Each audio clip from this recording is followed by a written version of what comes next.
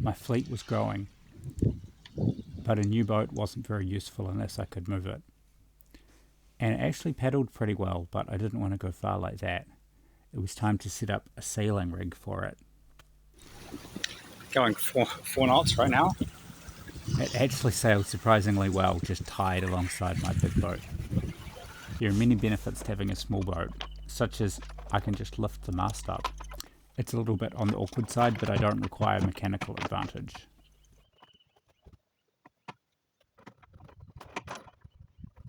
So this is not how a gunter rig is meant to work. The yard goes into a slider that actually has a threaded rod welded to it all the way up here.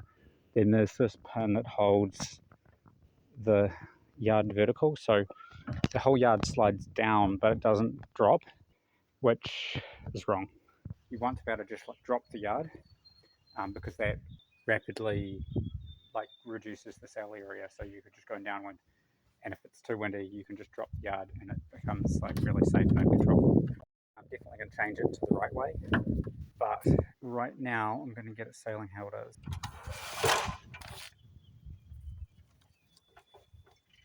Unfortunately, I didn't really film everything here,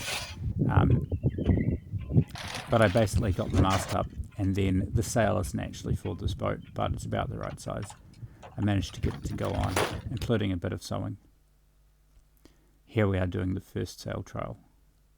The sail is actually a bit long, so I just wrapped it around the boom at the bottom. And for the jib, I just borrowed the stay sail from the worm and set it up with a reef in it, which made it small enough to fit. As you can see, we actually go along pretty good. Before we went much further, I thought we needed a proper strong sail tie. I had this metal ring on board and this webbing strap, and I sewed on some extra layers of fabric. This is just sewed onto the reinforcement area in the bottom anyway, so I don't think I needed to make this patch any larger. We're just departing from Yeslets on Mihi off for a first real adventure. Now we're sailing. This is a relatively short trip of about 12 nautical miles, leaving the safe shelter of Port Fitzroy and then sailing down the open coast of Great Barrier Island to Whakaparapara. So one of the things with multi-hulls like this is it's like we're doing 5 knots now, and if we're doing 5 knots in a 20, in a monohull the same size, you'd be like, fuck, we're going good. But this is like hardly anything. We're just getting started, and it's just flat, fully comfortable. Pleasantly few boats in Port Fitzroy right now. Funny because I guess this is off season. It's only October, so it's the end of spring. Anyway, it's pretty warm. What's everyone doing? Do they have jobs or something? Why would you want a job? I mean, you could be sailing. Save so much money by living a boat that the need for having a job is significantly lesser. Of course, you do need to pay for the boat to maintain it, but it's not actually like the boat that you can buy an okay boat with the money you'd spend in rent in a year, so it quickly pays for itself. Now, you might not be living at the level of comfort that you're accustomed to, but if that comfort comes at the cost of working 9 to 5, is it really that comfortable? I don't think so. So coming up to Manawar Passage, how I ended up with this boat is I sailed through here. I tried to sail through here. The wind was coming the wrong way with the Mihi when I had the homemade rudders, and I didn't get through, and I was trying to emote over to the side, and I got blown off, and I hit a rock and broke the rudder, and then I went back over to the bay I was just in and started fixing it. Did some proa sailing, and while I was when I came back from proa sailing, I met this guy on the beach who told me he had a proa that was free to a good home, and he obviously picked me because there I was sailing a proa. Anyway, now we're on that proa. Here we are, sailing through the passage. Now, I am well aware that there are those in the pro community that do not respect the Tacking Outrigger, but I think if it has only one armour, we've got valuable things to learn from each other. Just going to take a shortcut through these rocks, because when you're this shallow draft, like, why not?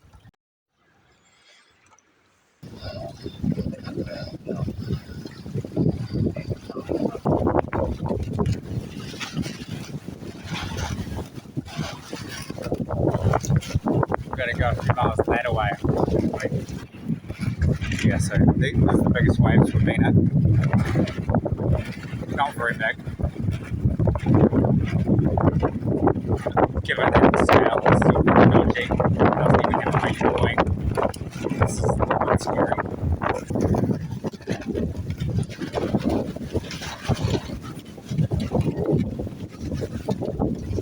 Just noticed lost stay that goes from the front armour to the bow.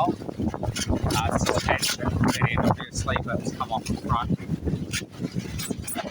On the Pro attack right now, on the Pacific attack, the armour's a win, but I think that's definitely not the problem. So I hove to and went forwards and fixed that stage, just lashing it back on.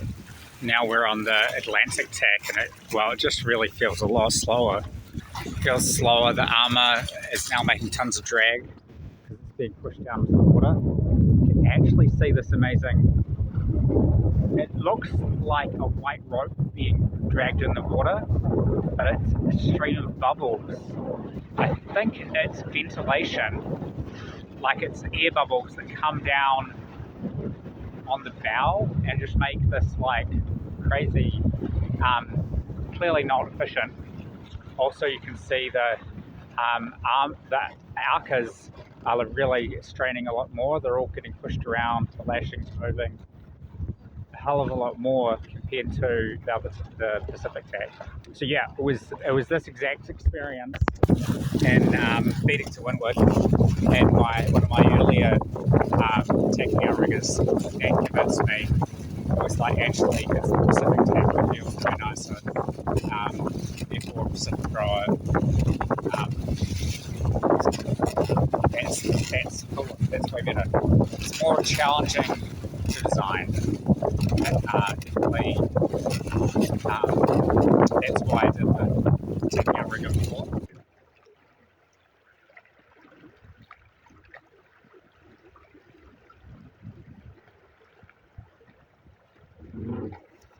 This boat has a lot of deck space, and there is plenty of room to set up this two-person tent.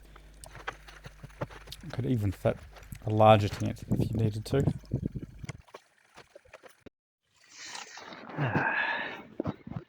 Boat camping.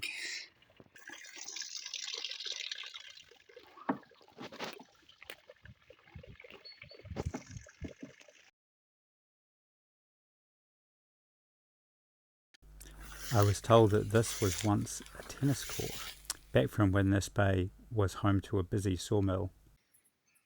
It's blackberry in flower. All of that. So I bet it will be in fruit when I get back. Just preparing my morning coffee, and then I hitchhiked back to where I had parked Yes Lads. Mihi will be safe here for a while, with a friend to keep an eye on her. I will have to return later and sail her back to New Zealand. I've visited Great Barrier Island many times since I first visited it in 2008, but I've never come by aeroplane or ferry or commercial transport. I've always come by sailboats. So I wonder what's the most exciting way I could possibly get back here.